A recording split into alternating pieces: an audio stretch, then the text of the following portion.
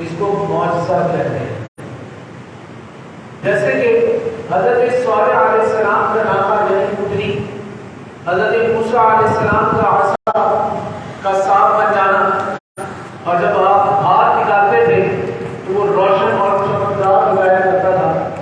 حضرت عیسیٰ علیہ السلام کا مردوں کو زندہ کرنا، قادر ذات اندھوں کو بینائی عطا کرنا، اور میرے آقا سرور کائنات صلی اللہ علیہ وسلم کے معجزات جو کہ کئی مشہور ہیں، ہم نے کئی سنے ہیں کہ لعاب دہن ڈالنے سے پانی میٹھا ہو جایا کرتا تھا۔ کس کس انداز سے اللہ تبارک و تعالیٰ نے ہمیں یہ معجزات بیان کیے ہیں۔ تو یہ معجزہ کہلاتا ہے جس سے لوگوں کی عقل جو ہے عاجز ہو جائے۔ فرمایا کیا جھوٹا نبی معجزہ دکھا سکتا ہے؟ جواباً فرمایا جو شخص نبی نہ ہو اور نبوت کا دعویٰ کرے، وہ دعویٰ کر کے کوئی محال عادی اپنے دعوے کے مطابق نہیں کر سکتا، یعنی وہ عادت کے خلاف کوئی ایسا کام جو لوگ نہیں کر سکتے، وہ ایسا کوئی کام نہیں کر سکتا، ورنہ سچے اور جھوٹے میں پھر کیا فرق رہ جائے۔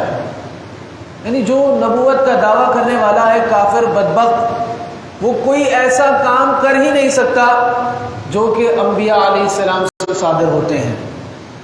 فرمایا نبی سے جو خلاف عادت بات ظاہر ہو اسے معجزہ کہتے ہیں۔ کسی اور سے اگر ظاہر ہو تو اسے کیا کہیں گے؟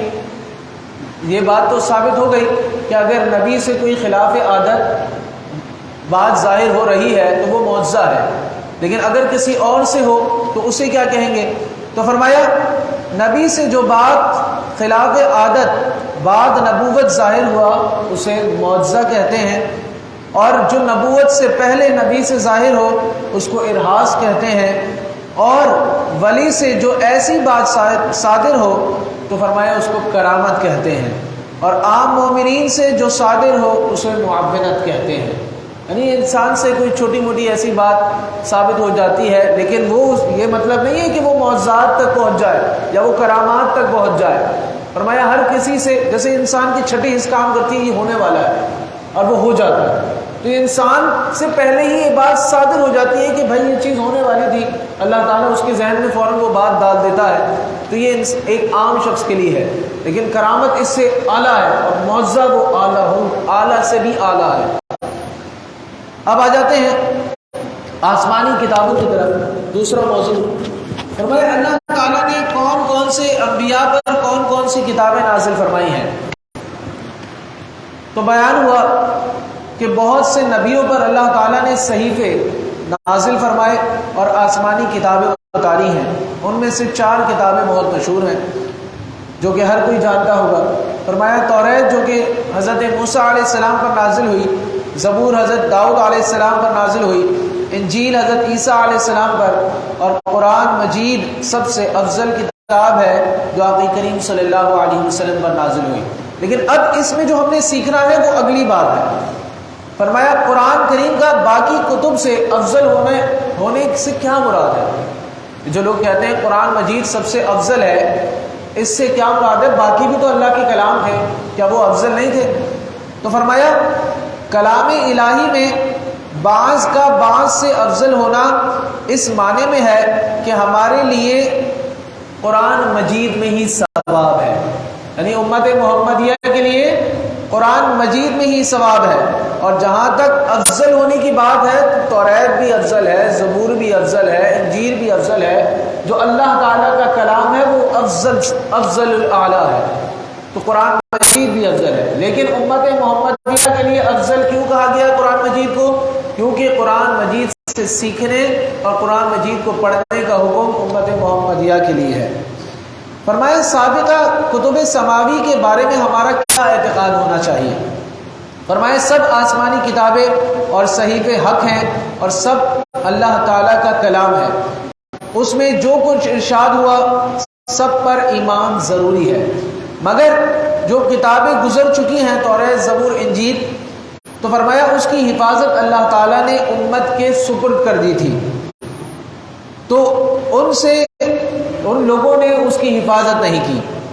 اور کلام الہی جیسے ہی اترا تھا ان کے ہاتھوں میں آج ویسا نہیں ہے۔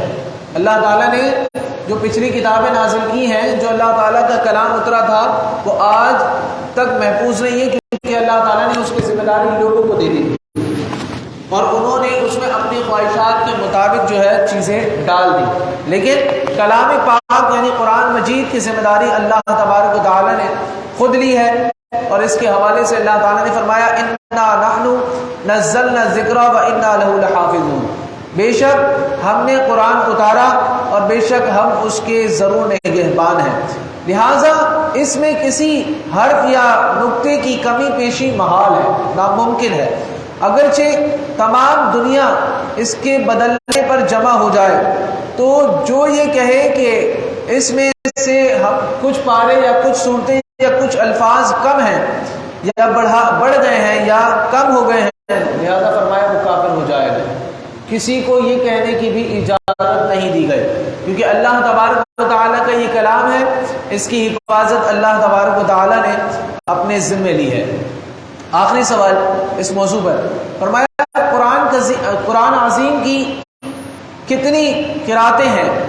تو فرمایا قرآن کریم کی 7 قراتیں ہیں، اور سب سے زیادہ مشہور اور متواتر یہ تمام قراتیں ہیں، ان میں معاذ اللہ کہیں بھی اختلاف نہیں ہے، وہ سب حق ہیں۔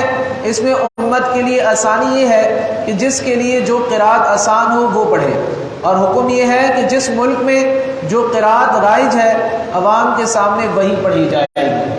یعنی ہمارے 7 قراتیں ہیں قرآن مجید کی، اگر آپ کسی دوسرے ملک میں چلے جاتے ہیں، اگر آپ تھوڑا سا پڑھنے میں انداز تبدیل دیکھتے ہیں تو اس میں آپ نے اعتراض پیدا نہیں کرنا، کیونکہ الگ قرات بھی ہے۔ تو اللہ تعالیٰ نے یہ 7 قراتیں جو ہیں 7 کو قبول کیا ہے، تو لہٰذا ان 7 میں سے جو جس کو بھی پڑھنا چاہے گا وہ اس انداز میں پڑھا جائے گا۔ پاکستان میں جس انداز میں پڑھی جاتی ہے وہ سب نے سنی ہے، وہ اسی انداز میں پڑھیں گے۔ اگر کسی اور ملک میں کسی اور طریقے سے پڑھی جاتی ہیں تو وہ بھی صحیح ہے۔ تو یہ تمام قراتوں کے متعلق تھا۔